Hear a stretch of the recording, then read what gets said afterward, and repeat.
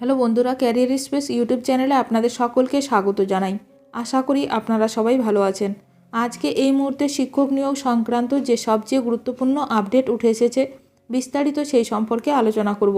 তাই ভিডিওটি অবশ্যই শেষ পর্যন্ত দেখবেন নিয়োগ সংক্রান্ত অনেক নতুন নতুন আপডেট পাওয়ার জন্য।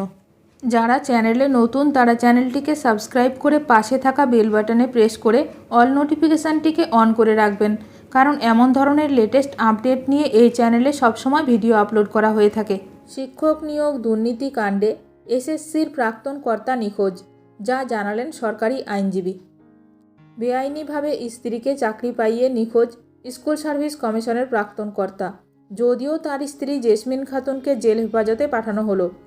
শিক্ষক নিয়োগ মামলায় সোমবার বাঁকুড়া আদালতে তোলা হলো শিক্ষিকা জেসমিন খাতুন সহ প্রাক্তন দুই শিক্ষাকর্তা অলোক কুমার সরকার এবং শান্তিপ্রসাদ সিনহা। জেসমিনকে আদালতে তোলে সিআইডি। তবে জেসমিন গ্রেপ্তার হলেও তার স্বামী শেখ সিরাজউদ্দিন, যিনি এসএসসির অন্যতম কর্তা ছিলেন, তিনি এখনও অধরা বলে জানা যাচ্ছে। ভুয়ো শিক্ষক নিয়োগ সংক্রান্ত বেশ কিছু মামলার কলকাতা হাইকোর্টের নির্দেশ মেনে তদন্ত করছে সিআইডি। ওই তদন্ত চলাকালীন সিআইডি গত 21শে মার্চ গ্রেপ্তার করে বাঁকুড়ার ইনপুর ব্লকের ভতরা শ্রী দুর্গা বিদ্যায়তন হাইস্কুলের সংস্কৃতের শিক্ষিকা জেসমিনকে। অভিযোগ, জেসমিনের স্বামী স্কুল সার্ভিস কমিশনের পশ্চিম এবং উত্তরাঞ্চলের চেয়ারম্যান পদে থাকার সৌজন্যে প্রভাব খাটিয়ে স্ত্রীকে চাকরি পাইয়ে দিয়েছিলেন।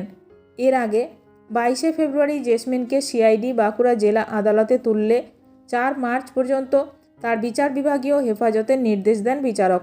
বাঁকুড়া জেলা আদালতের সরকারি আইনজীবী রথিন কুমার দে বলেন, শেখ সিরাজউদ্দিন আগাম জামিনের জন্য গত 2রা ফেব্রুয়ারি আদালতে আবেদন জানিয়েছিলেন।